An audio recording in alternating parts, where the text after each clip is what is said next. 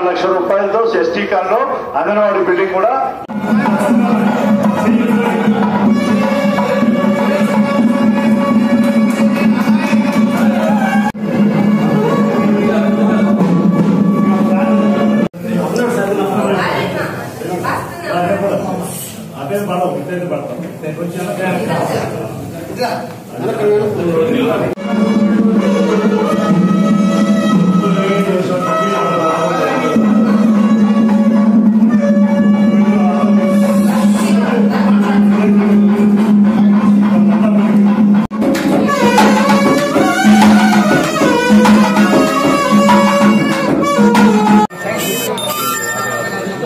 మీ గ్రామంలో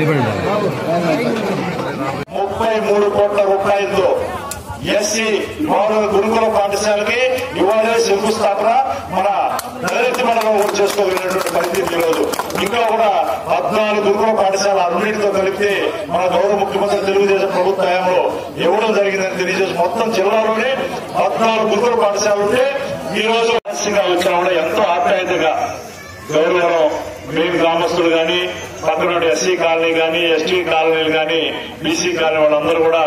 మైనారిటీ వాళ్ళందరూ కూడా ఆప్యాయంగా ఆహ్వానించినందుకు ప్రత్యేకంగా వాళ్ళందరూ కూడా పేరు పెట్టిన కృతజ్ఞతలు తెలియజేసుకుంటూ ఈరోజు మన గ్రామంలో గతంలో